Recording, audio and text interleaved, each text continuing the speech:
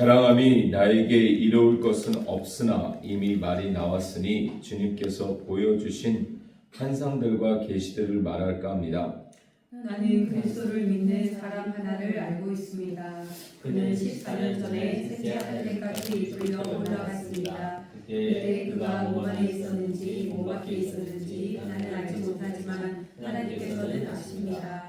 나는 이 사람을 압니다. 그가 몸을 입은 채 그렇게 했는지 몸을 떠나서 그렇게 했는지를 나는 알지 못하지만 하나님께서는 아십니다. 이 사람이 나번에 이끌려 올라가서 말로 표현할 수 없고 사람이 말해서도 안 되는 말씀을 들었습니다. 나는 이런 사람을 자랑하려고 합니다. 그러나 나 자신을 두고서는 내 약점밖에는 자랑하지 않겠습니다.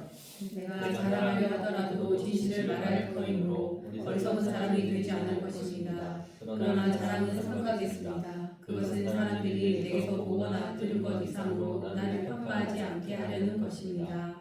내가 받은 엄청난 계시들 때문에 사람들이 나를 과대평가하려는지도 모릅니다. 그러므로 내가 교만하게 되지 못하도록 하나님께서 내 몸에 가시를 주셨습니다. 그것은 사탄의 하수인이라고 할 수 있는데 그것으로 나를 치셔서 나로 하여금 교만해지지 못하게 하시려는 것이었습니다.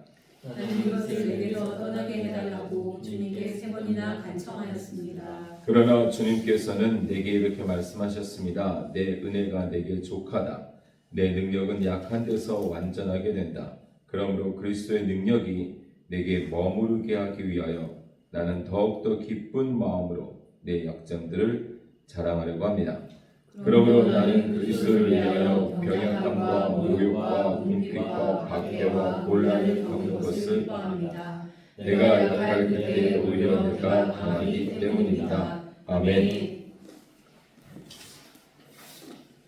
네, 오늘의 말씀은 약할 그때 오히려 강함 되신다라는 이 말씀을 중심으로 나누려고 합니다. 그리스도인이 되고 하나님의 은혜 안에서 하나님의 뜻 가운데서 하나님의 때에 믿음을 갖게 되고 신앙생활을 하면서 참 열심히 달렸던 것 같아요. 그리고 이제 본격적으로는 사실 이제 전도사로 있을 때나 목사로 있을 때나 한국이나 미국에 있을 때보다 선교지에 가서 더 말씀을 붙들고 신앙생활에 대한 고분분투가 있었던 것 같습니다. 사실 이제 한국이든 미국이든 교회 생활을 하다 보면 내가 설교를 할 때도 있지만 설교를 들을 때도 많고 또 이제 내가 계획한 것도 있지만 내가 따라가야 될 것들도 있기 때문에 인풋과 아웃풋이 좀 균형이 있는데 선교지는 우리가 아는 대로 그게 참 약하죠. 그래서 제가 살려고 더 읽고 연구했던 또 가장 가까운 사람들을 살리려고 그래서 우리 제 아내가 디스크 때문에 자주는 안 보는 것 같은데 유튜브 영상 중에 척추의 신이라 불리는 정성근 교수님이신가요? 네. 그분도 본인이 그런 과를 전공하고 의료계에 있었지만 본인이 아프고 나니 본인이 배운 것으로 치료가 안 되더라는 거예요. 그래서 실제로 본인을 실습하듯이 하다가 뭔가 이론적인 게 아니구나 해서 더 전문인이 됐고 그래서 그분을 한번 이제 진료를 하려면 너무 오래 기다려야 하니 유튜브 영상을 만들기 시작하셨다고 합니다. 또 어떤 분들은 이제 죽어가는 딸을 살리기 위해서 병원에서는 안 된다고 하는데 본인은 놓을 수 없으니 본인이 의료인이 아님에도 불구하고 막 그렇게 찾아보다가 또 무엇인가 알게 된 사실을 전하려고도 하고 이렇게 저 역시 제가 살리려고 하면서 말씀을 가까이 더 했던 것 같아요. 근데 그러면서 제 안에 잔잔한 어떤 파동이 있었어요. 무엇인가 내가 배워왔던 것과 내가 말씀 안으로 들어가면 갈수록 뭔가 다르다라는 것. 틀리다 보다 좀 다르다. 그런 마음이 좀 들었습니다. 그러면서 신앙은, 그러니까 성경은 윤리 교과서가 아니구나, 이런 생각이 제일 먼저 들었어요. 우리가 생각하는 그냥 도덕적인 이야기가 아니구나. 그래서 시초성말에도 보면 성경은 의학책도 아니고 역사책도 아니고 윤리 교과서도 아니다, 그런 내용을 이제 썼어요. 정말 성경은 어떤 예를 들어서 성경에서 어리석다, 그런 게 우리 국어 사전적인 어리석음이 아닌 걸 알게 됐어요. 하나님을 알지 못하고 세상에서 지혜로운 것도 어리석다. 성경에서 악하다, 이게 우리 법에 걸려서 정말 세상에서 나쁜 일을 한 사람을 악하다 하는 게 아니라, 성경에서 말하는 악함은 하나님을 등지고 세상을 쫓는 사람을 악하다, 이렇게 말하는 것을 보게 됐어요. 그러면서 성경의 관점과 성경의 단어와 이 차이가 있다는 것을 알게 됐는데 말을 못하는 거예요. 전도사로 있을 때나 부목사로 있을 때나 이때는 만약에 내 말이 어떤 교회와 담임 목사님의 메시지와 충돌이 되면 듣는 사람들이 이제 혼선이 된다는 생각에 잔잔하게 가정에서 이렇게 조용하게 조심스럽게 했더니 반발이 이렇게 하십니다. 가장 가까이 계신 분이 반발을 하니까 말했다가 또 수그러들고 말했다가 수그러들고 그런 시간을 좀 보냈습니다.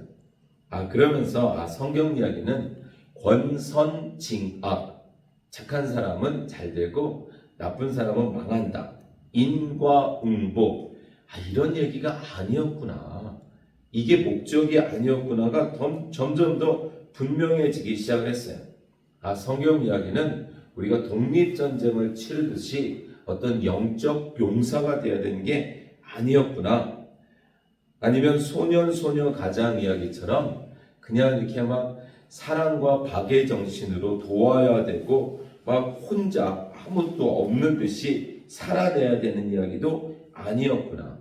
마치 주식 투자와 같이 뭔가 이렇게 잘 투자하면 뭔가 더 잘 거둬들인다는 그런 투자 이야기도 분명히 아닌데, 왜 이렇게 그런 내용들이 일상화되어 있는 것에 대해서 이제 갈등과 충돌을 겪기 시작을 했죠. 그러면서 이제 그냥 조용히 살아야 되겠다, 그냥 내 안에 있는 복음으로 조용히 살아야 되겠다 하다가 역시나 그것을 허용하지 않으시는 하나님의 강권으로 이제 유튜브 영상도 만들고 책도 내고, 그리고 이제 말씀 사경회를 하면 할수록 이제 더 잔잔한 충돌이 있는 거죠. 네, 저희가 원래 워낙 전화 안 해나 A, B밖에 몰라가지고 그냥 저희는 파키스탄에 가더라도 아무런 이제 답답함 없이, 파키스탄도 아니고 그냥 라호르 요하나바드 남학교에만 둬도 그냥 한 달이건 1년이건 잘 지낼 수 있는데 굳이 끄집어내셔가지고 이렇게 한국에서 또 여러 나라를 다니면서 말씀을 전하면서 이런 동일한 고민을 하는 분들을 만나게 돼요. 저도 사실 그게 좀 이상했습니다. 이상하다기보다는 그게 좀 의문이었습니다. 근데 이렇게 말씀으로 이렇게 풀이가 되고 나니 좀 분명해지네요. 이런 분들도 만나는데, 또 어떤 분들은 계속 의문이 되는 거죠, 서로가. 그러면서 우리에게 이런 내용이 있더라고요. 마태복음 5장 12절로 먼저 가보도록 하겠습니다. 마태복음 5장 12절.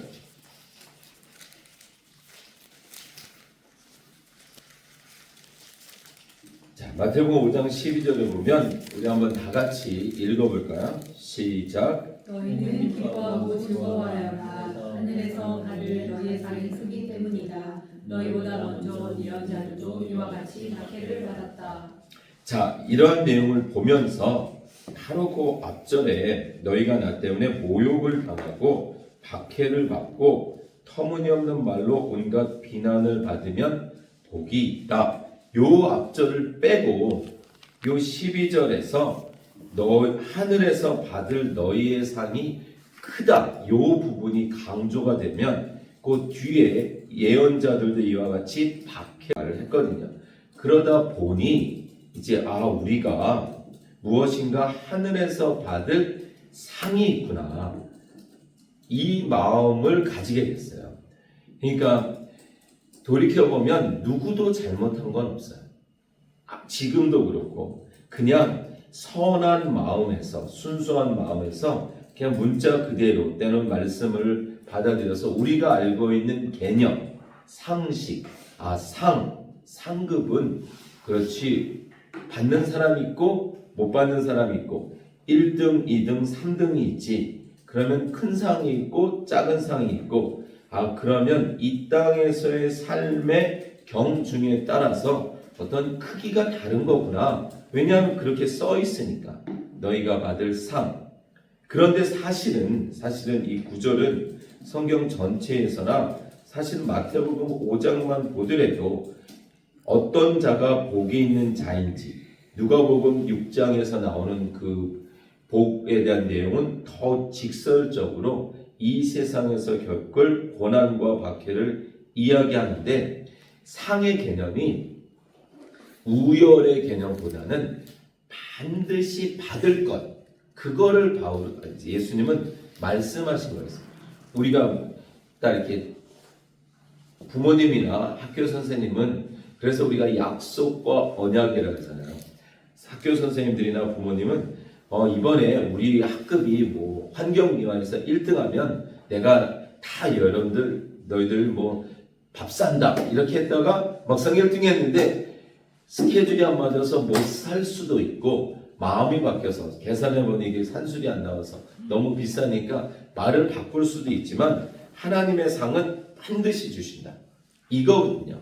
그 상이 뭐냐라고 했을 때 또 역시 성경 전체적인 천국은 이렇게 하면서 나오는 많은 이야기들을 보면 결국은 우리에게 주실 구원의 은혜, 구원의 능력을 이야기하는 것이죠. 자, 그러면 6장을 또 볼까요? 마태복음 6장 19절 6장 19절부터 20절인데 이번엔 제가 한번 읽어볼게요. 너희는 자기를 위하여 보물을 땅에다가 쌓아두지 말아라.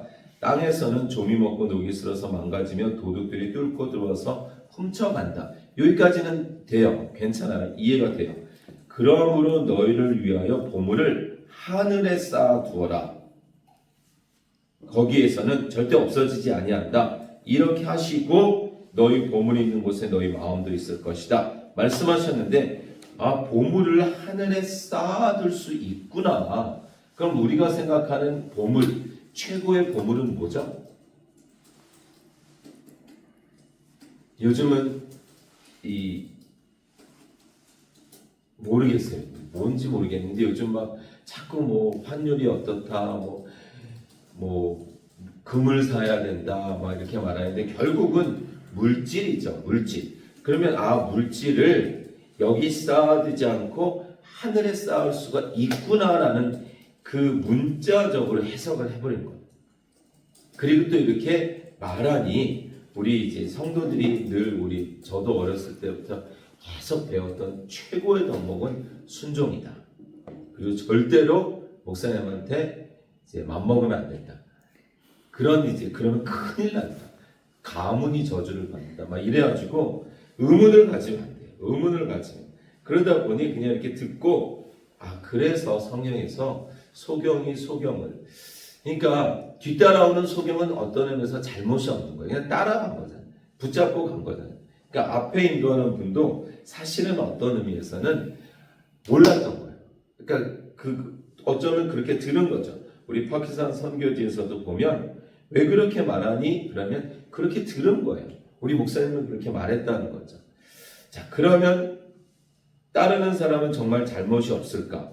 아니죠. 잘못이 있죠. 왜냐하면 성경책이 있으니까. 자, 그래서 너희를 위하여 보물을 하늘에 쌓아두어라. 여기서 말한 보물, 하늘. 그럼 하늘에다가 쌓아둔다. 그래서 이제 종종 요즘은 좀 덜하지만 선교지에서 우리 나오면 꼭 이렇게 식사 대접도 하고 막 이렇게 하시잖아요. 괜찮다 그러면 선교사님 그래도 저도 하늘에 좀 쌓도록 해주세요. 그러면서 막 거절하니까 강권하더라고.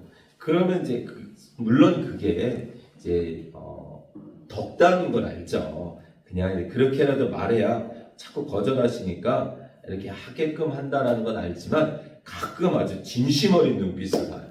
뭔가 쌓아보시려는. 근데 쌓을 건 없죠. 왜냐하면 너희 보물이 있는 곳에 너희 마음이 있으니 너희 마음을 이 땅에다 두지 말고 저 하늘에다 두어라. 그것은 곧 이 땅의 나그네가 되고 저 하늘에다가 마음 두고 살자라는 그 문맥적인 의미란 말이죠. 자, 이런 내용들이 참 많아요. 고린도전서 3장 8절에도 이왕 말이 나왔으니 고린도전서 3장 8절에도 심는 사람과 물 주는 사람은 하나이며 그들은 각각 수고한 만큼 자기의 싹을 받을 것이다. 또 이 말씀처럼 수고한 만큼 뭔가 더 받고 덜 받고 이런 게 있겠구나. 또 이렇게 이 구절만 가지고 하면 그러나 우리가 마태복음 20장 포도원 품꾼에 비유해서 분명히 그 비유의 1절이 천국은 하나님의 나라는 이렇게 시작하면서 동일한 품삯을 받았단 말이죠. 자, 그런 거죠.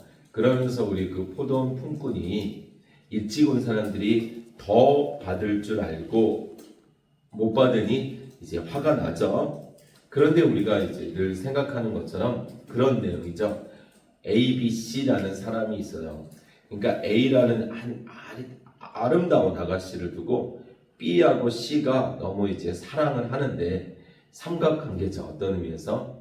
근데 A라는 사람이 어떤 이제 일이 있을 때, 도움이 있을 때 이제 혼자서 안 되니 B에게 이른 아침에 불렀어요. 그럼 B가 이른 아침부터 웬 난리냐? 나중에 가겠다 할까요? 아니면 얼른 달려갈까요? 지금 경쟁 관계인데. 얼른 달려갔죠. 그러면서 A가 그랬어요. 그래도 어떻게 공짜로 하냐? 내가 오면은 일 다 끝나면 10,000원 줄게. 이렇게 말을 했다 쳐요. 그리고 하다가 보니 끝물에 이제 거의 끝날 즈음에 이 A가 또 C를 부른 거예요. C를 불러서 또 도와줄 수 있겠느냐 한 거죠. 거의 끝날 무렵에. 그랬더니 또 이 C도 연락을 받았으니 갔어요. 좋다고. 가서 이제 뭐 조금 하다가 그냥 끝나버렸어요. 역시 10,000원 줄게 했단 말이죠. 그러면 B가 10,000원을 받았어요. 그러면 C가 10,000원을 받았어요. 그럼 이 B가 나중에 더 받을 걸 기대할까요? 아니면 10,000원만 줘도 서로 안 줘도 괜찮을까요?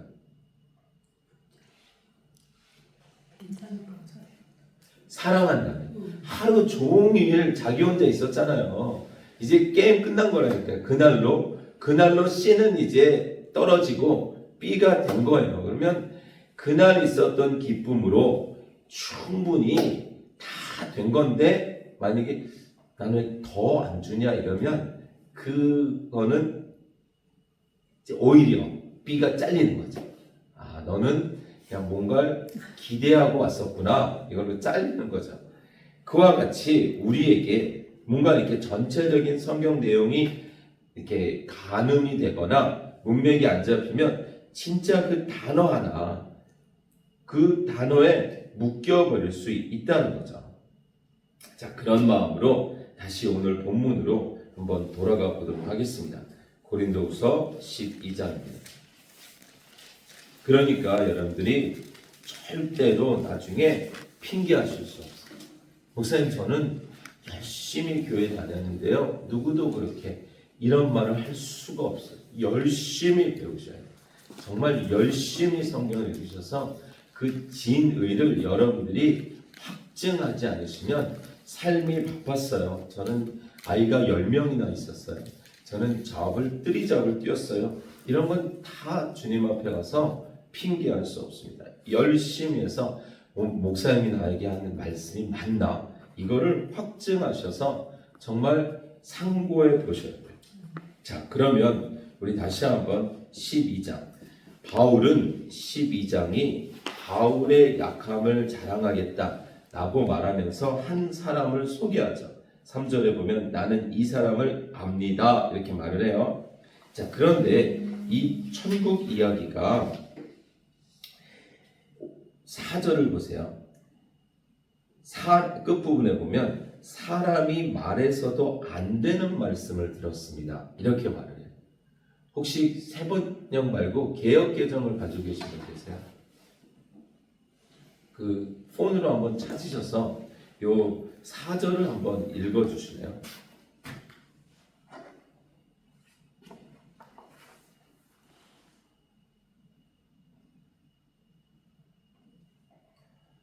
그가 낙원으로 끌려가서 말로 표현할 수 없는 말을 들었으니 사람이 가히 이르지 못할 말이로다.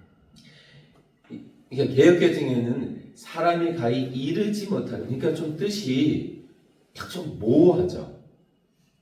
세번역에서 말해서도 안 되는 말씀, 그러니까 보고 온 이야기를 하지 말라는 거예요. 그리고 실제로 바울도 안 해요. 분명히 바울이 아주 몸을 떠나서, 그러니까 2절에 보면 나는 그리스도를 믿는 사람 하나를 알고 있습니다. 자기라고도 밝히지 않고 그냥 삼자인 것처럼 그는 14년 전에 셋째 하늘에까지 이끌려 올라갔습니다. 그러면서 그가 정말 천국을 보고 온 것에 대해서 이야기를 하죠. 그런데 설명을 안 해요. 왜냐하면 그거는 사람이 말해서는 안 되는, 말해서도 안 되는 말씀이었다라는 거예요. 그것을 말한다고 해서 어떤 유익이 발생할 것이 아닌 그 내용은 덮여져야 될, 나중에 또 한 번 천국을 보고 온 사람이 있는데 그 사람은 사도 요한이죠. 사도 요한도 그 천국에 대한 어떤 묘사가 그냥 조음으로 끝나요. 조음. 표현할 수 없으니 보석 이런 것들을 표현하고, 왜냐하면 그때 당시가 대박해였거든요. 대박해. 그러니까 조금만 참아라. 우리가 조금만 참으면 주님이 반드시 오실 것이고 심판이 반드시 있을 것이고 이 모든 형편을 주님이 다 알고 계시니 조금만 참아. 우리가 갈 곳은 정말 좋은 곳이야. 그러니까 그 바켓 중에 있는 사람들에게, 정말 지금 배고픈 아이에게 우리가 갈 뷔페가 얼마나 맛있는 건지 알아? 거기에는 돼지 갈비도 있고 이렇게 그런 거 몇 가지 얘기하는 그런 것 정도만 끝낸단 말이죠.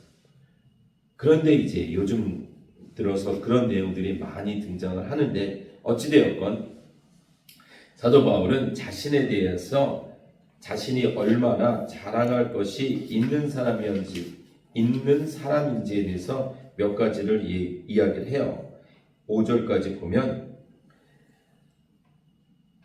5절에 보세요. 나는 이런 사람을 자랑하려고 합니다. 그러니까 영적으로는 나만한 체험을, 그리고 그가 방언 말함도 아주 탁월하고 영적으로는 나만한 사람이 없습니다. 이렇게 말을 하는데, 또 바울 서신에 보면 빌립보서 3장을 보세요.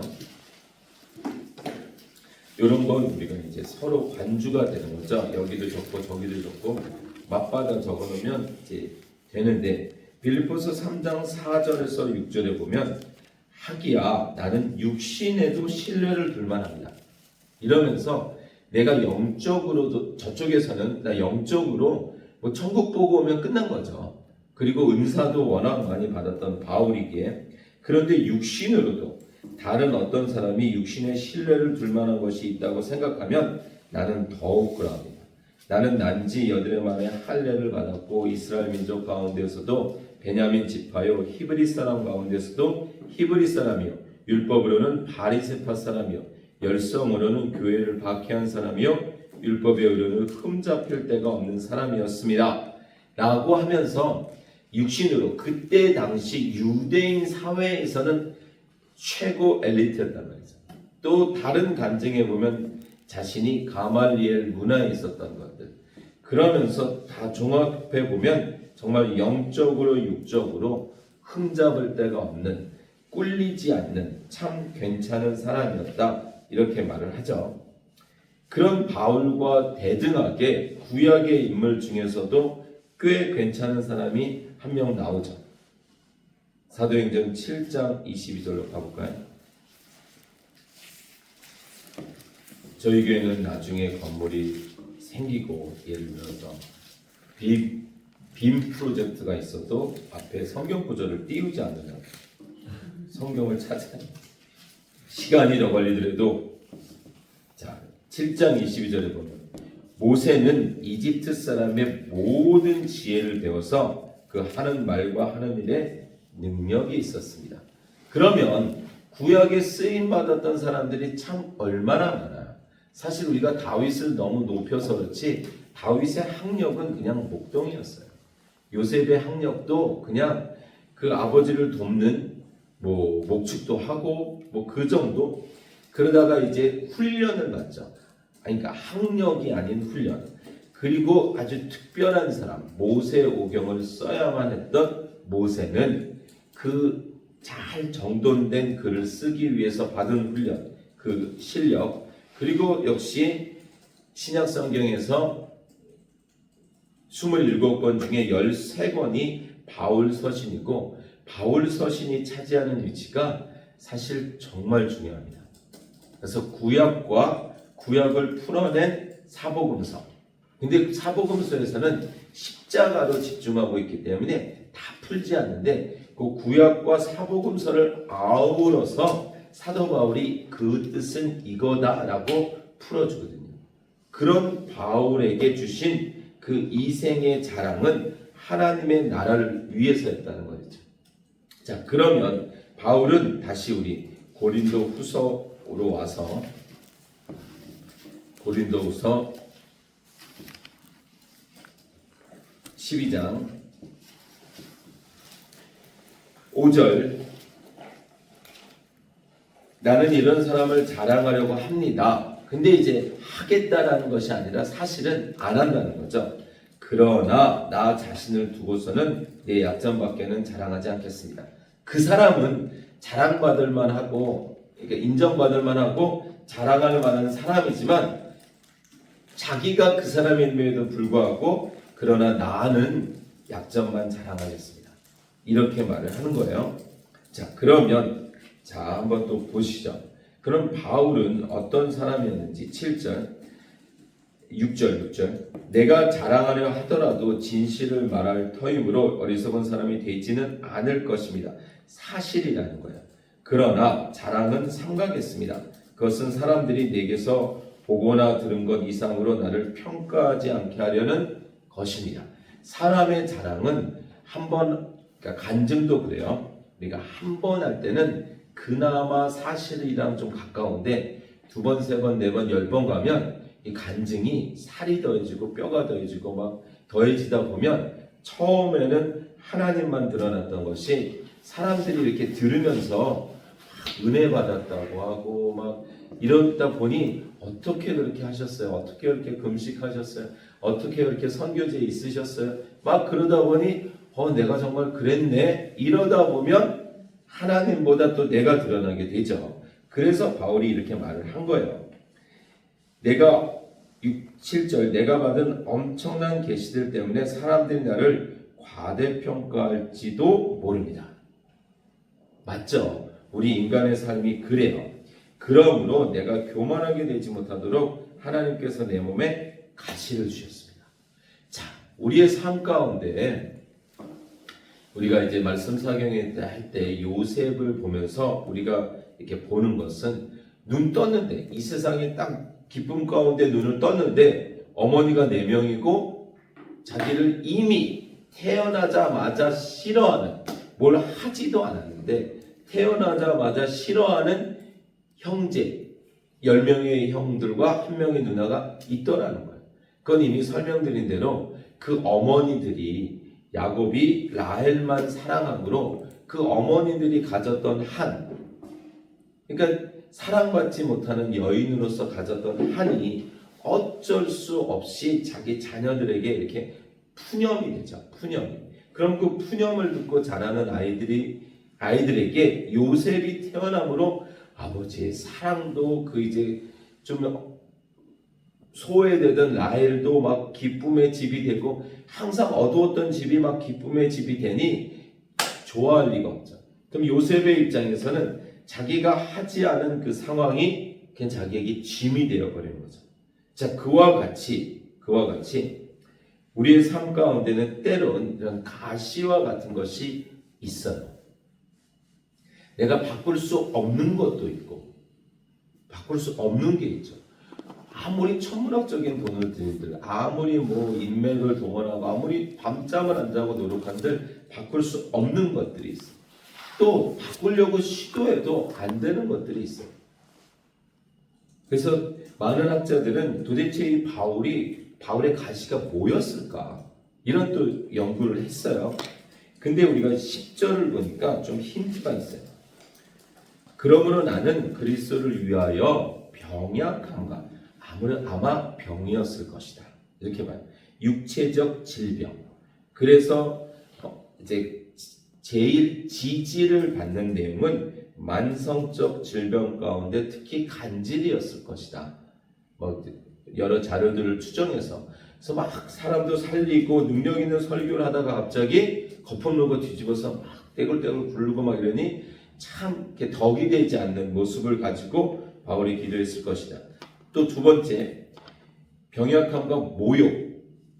왠지 바울을 이렇게 대적하는 사람들이 성경에도 보면 많이 등장을 하잖아요. 그러니까 그들을 놓고 끊임없이 바울이 기도했을 것이다.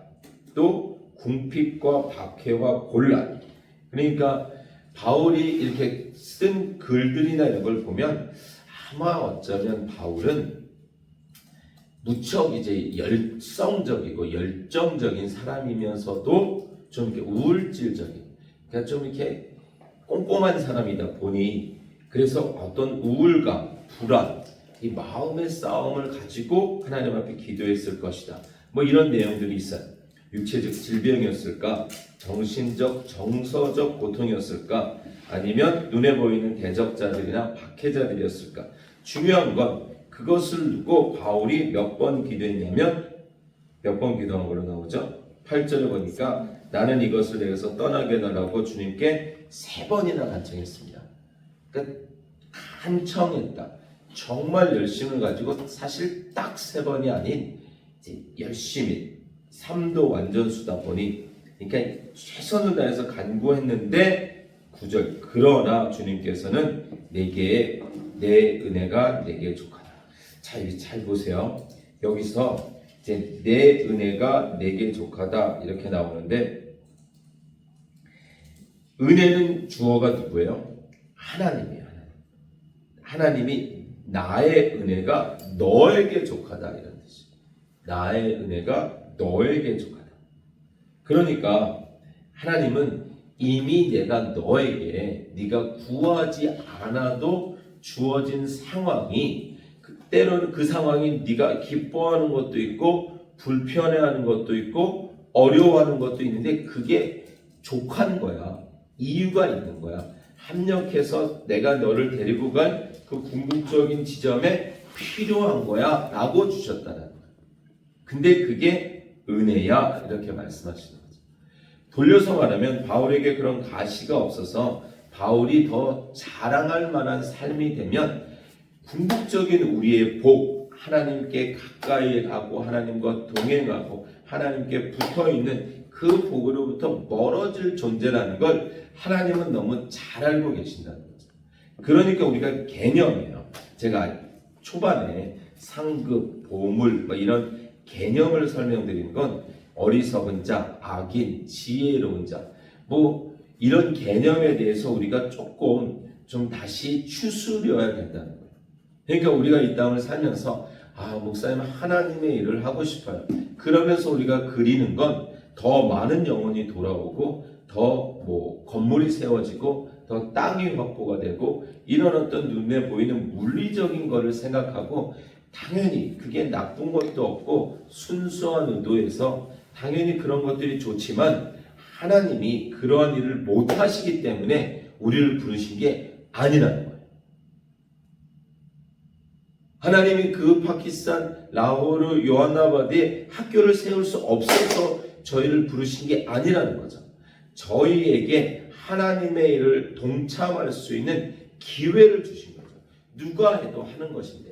근데 우리가 그것 하고서 내가 아니어도 누군가를 통해서 하실 수 있는 그 일을 내가 그것을 하고서 그게 내 육신적인 자랑이 되고 하나님과의 관계를 막는 걸림돌이 된다면 그거는 어리석은 거란 거죠. 그렇기 때문에 때로는 건축하다가 중단이 되기도 하고 사기도 맞고 그러면서 더욱더 나의 약함밖에 없으면 나의 부족함밖에 없으면 그러다가 또 이렇게 하나님 어떤 또 도우심 가운데 되면 그건 역시도 하나님이 하셨음을 고백하고 나오는 게 맞다라는 거죠.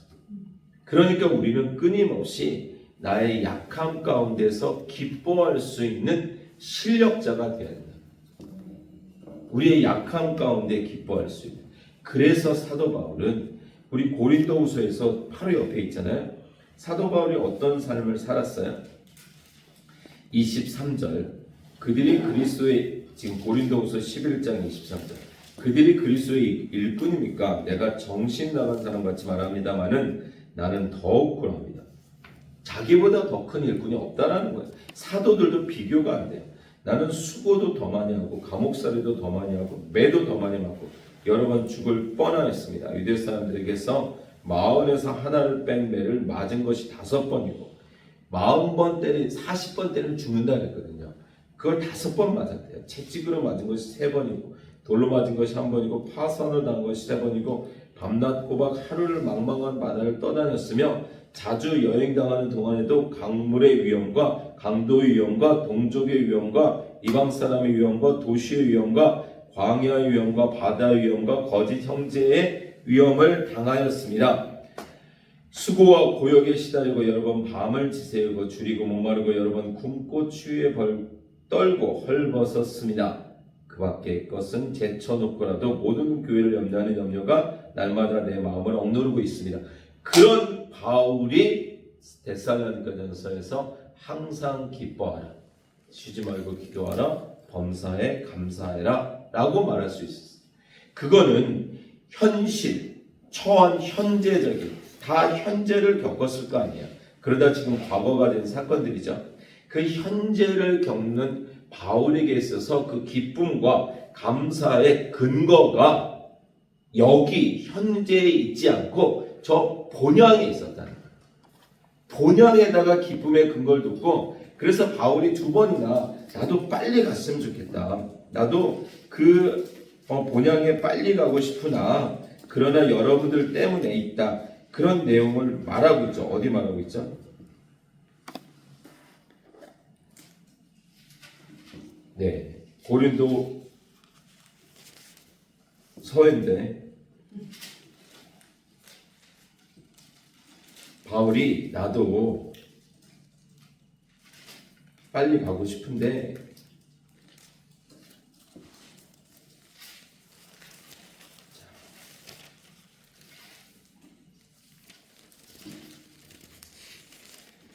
고린도후서 5장 8절입니다. 고린도후서 5장 8절 고린도후서 5장 8절을 보면 우리는 마음이 든든합니다. 우리는 차라리 몸을 떠나서 주님과 함께 살기를 바랍니다. 이렇게 말한 거를 빌립보서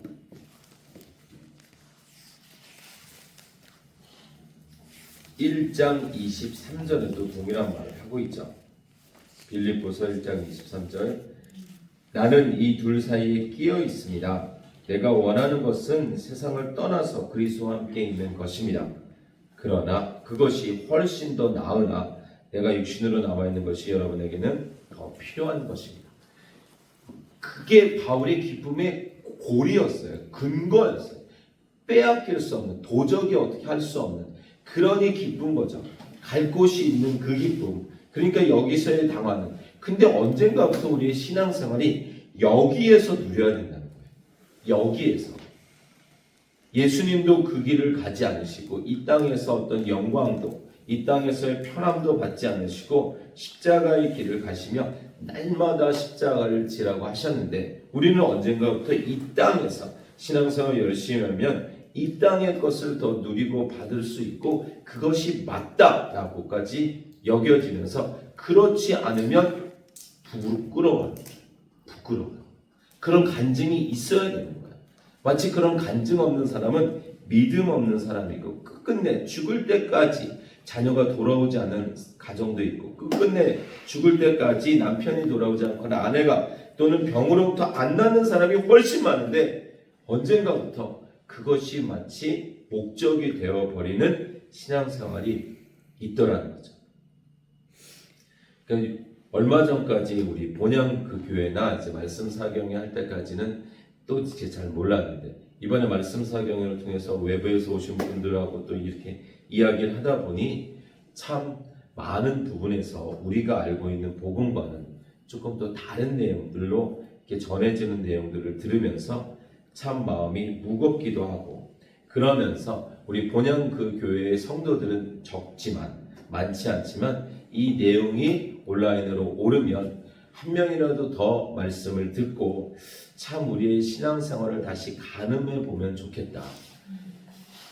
이 땅에서 분명히 누리지 못하고 끝끝내 바울처럼 그 연약함과 부족함과 그 고통과 얼마나 힘들었으면 간절히 3번 기도했음에도 불구하고 하나님이 들어주시지 않는데도 항상 기뻐할 수 있는 그 기쁨을 그 기쁨의 근거를 본향에서 찾을 수 없다면 우리가 이 땅에서 어느 정도를 가지고 있어야 그래서 정말 교회 다니는 사람은 더 믿지 않는 사람들한테 보이기 위해서 외제차도 타야 되고 더 좋은 직장도 있어야 되고 일부러라도 그렇게 해야 된다.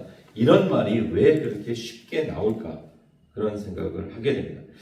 다시 한번 우리가 그 여호수아서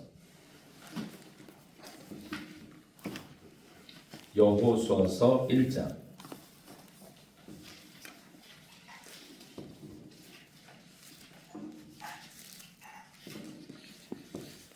누구를 탓할 수는 없습니다. 그러나 우리 스스로가 하나님의 말씀 앞에 더 가지 못하고 그냥 교회를 출석하는 것, 교회에서 봉사하는 것, 어떤 교회 일을 하는 것이 곧 신앙생활이라고 여겼던 것을 비중을 말이죠. 그래서 우리가 늘 마르다와 마리아 논쟁이거든요.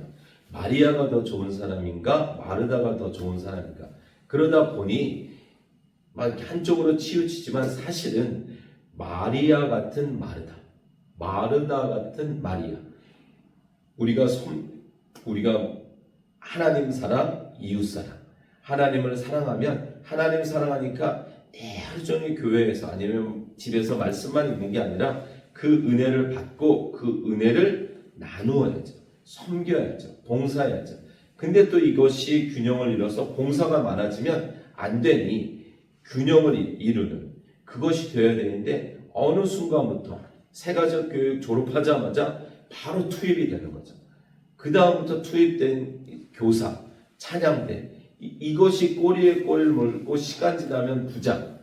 아니 나쁜 게 아니라 이게 나쁘다는 게 아니라 그만큼 인풋을 같이 맞춰갔어야 되는데 내가 이렇게 직분도 올라가고 이제는 권사도 되고 장로도 되고 이러니까 내가 내 신앙의 급이 이제 이만큼 됐으니 내가 이만큼 능력이 있다라는 것으로 우리가 어쩌면 속고 있지 않았을까 그런 거죠. 그래서 이번에도 말씀드렸던 것처럼 타지키스탄에서 이제 참 열심히 일하시는 부부를 뵀어요. 그분들이 속한 단체도 뭐 이름만 되면 정말 열심히 하는 곳이고 정말 이제 40대이고 아이들이 초등생이니까 정말 뭐 말만 들어도 저도 그렇게 못하겠더라고요.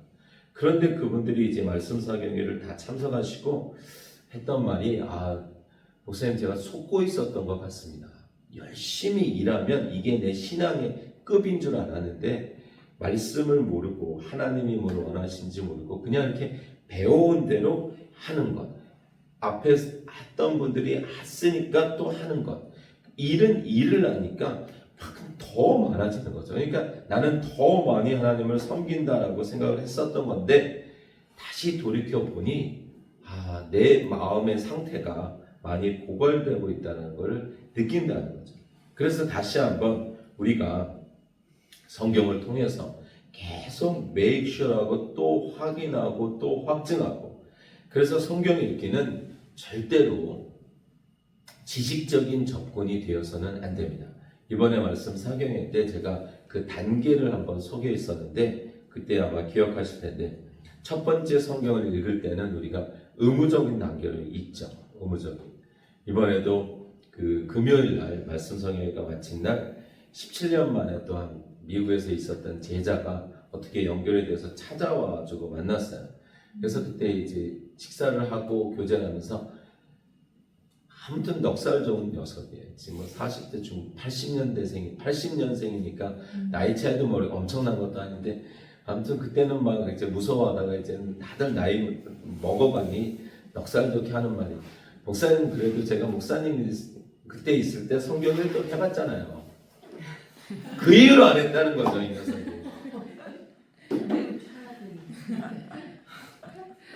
그러면서 말이죠. 그 같이 온 녀석이라고 자꾸 나오는데 같이 온 청년도 82년생인데 이제 최근 들어서 다시 만나기 시작해서 그 남편 되는 청년도 미국에서 가르쳤던 청년이에요. 중매한 건 아니지만 허락받고 교제하고 뭐 이렇게 했던 건데 어쨌든 남편이 이제 건실하니까 일을 안 해도 집에 있으니까 21세기 말씀에서 한 그 발런티어로 이렇게 섬기면서 목사님 그래도 제가 그때부터요 지금 하다가 다시 자기 또 일독했다고 그러면서 또 그래서 이제 자랑 삼아서 얘기하려다가 눈에서 불이 튀기니까 또 이제 꼬리를 내리면서 계속 할 거라고 그래서 말씀 톡을 연결해서 하는데 정말 우리가 정말 말씀을 내가 그 확증하고 또 확증하지 않으면 교회 생활로 갈 수 있어요. 교회 생활. 그래서 정말 이거는 선택이 아니에요. 그러니까 본인들은 그때 목사님 무서워서 그때 또 전도사였죠. 막 무서워서 그래가지고 했다는 거예요. 그러니까 의무의 단계죠. 의무의 단계. 근데 이제 딱 그 의무를 벗어났잖아요. 그 녀석들이 먼저 한국으로 들어갔거든요. 벗어나는 순간 안 하는 거죠. 그러니까 의무의 단계에서 재미의 단계로 가야 돼요. 재미의 단계. 재미가 세상 재미가 아니라 정말 어떤 기쁨.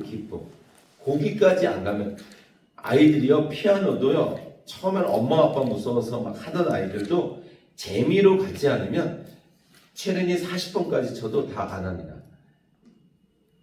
악기도 마찬가지고 모두. 근데 재미 두 번째 재미의 단계로 가다가 세 번째가 뭐라 그랬죠? 은혜의 단계. 거기에서 나를 만나야 돼. 말씀 읽기 위해서 이게 그냥 요번에 요 정도에서 정말 그 안에 그 성경책에 그래서 제가 꼭 책으로 보라는 건 여기다 눈물을 좀 떨어뜨려야 돼요. 근데 스마트폰에 눈물을 떨어뜨려도 이게 다 지워지니까 흔적이 안 나니까 여기에 진짜 좀 눈물이 떨어져야 돼요. 떨어져서 좀 얼룩이 좀 묻고 막 손때가 이렇게 좀 묻고 막 그런 이제 은혜의 단계를 딱 지나다가 보면 근데 또 막상 매일 은혜가 안 되니 정말 은혜의 단계에서 은혜의 맛을 보면 살아야 되겠다. 내가 살아야 살리는구나. 어떤 생존의 단계.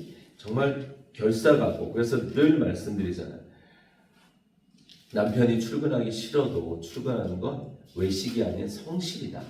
이런 내 먹여 살리기 위해서 요즘이야 뭐 하루 출근 안 해도 되지만 월차 써도 되고 이러지만 옛날에는 그런 거 없었잖아요.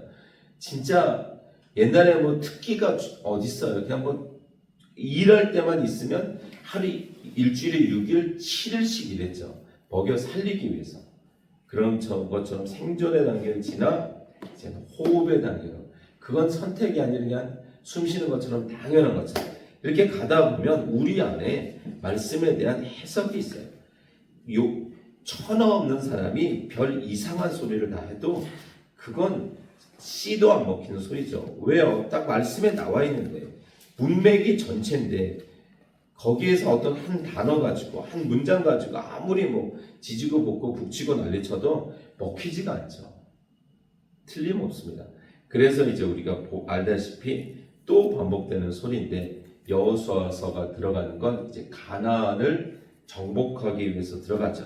물론 역사적으로 이스라엘은 정복을 못하는 걸 우리는 알지만 그 이루어짐은 성령 충만함으로 영적으로 사도행전에서 이루어지죠. 우리에게 주신 메시지였단 말이죠.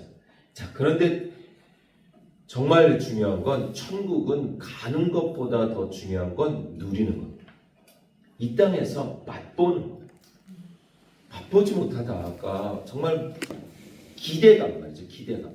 약혼한 처녀가 결혼에 대한 기대감 말이죠. 그 하루하루 다가올 때 그 기대감, 세상 소풍도 기대가 있는데 그 기대감을 가지고 첫날을 맞이하는 것이 결혼이지. 그 혼인, 어린 양의 그래서 혼인 잔치라 그러잖아요. 그 기대감을 가지고 진짜 언제 오실까? 주님 언제 오실까? 그 기대감을 가지고 나를 정결케 하는 거죠. 정결케. 정말 예전에 하던 거 다 못된 습관 끊어내고 그거 나중에 결혼 생활까지 하다가 들키면 안 되니까 다 끊어내고 사람 정리할 거 정리하고 정말 예전에 못하던 뭐 다리미질이나 빨래나 음식도 하고 그러면서 처녀다운 자가 되면서 기대감을 갖다가 하는 건데 그래서 우리가 이 땅에서 천국을 누려야 됩니다. 꼭 누려야 돼요. 완전하진 않지만 이 듬성듬성 맛보기가 있어요. 정말 우리가 예배의 개념 하나 바꾸기 위해서 얼마나 지금 애쓰고 있어요. 모이는 예배, 흩어지는 예배, 우리는 예배 시간만이 아닙니다. 그래서 막 주기도문 사도신경 막 바꾸고 막 처음엔 축도했다 또 안 하고 막 그러면서 막 어떤 형식적인 예배 스타일에서 우리가 자유로워지는데 그 의미는 요것만이 아닙니다. 요것만이 아닙니다. 여기 모였을 때만 아닙니다. 계속 우리는 예배자라는 의식을 해야 됩니다. 생각을 해야 됩니다. 우리 24시간이 예배입니다. 이거 바꾸려고. 요즘 시즌이 무슨 절기 시즌이죠?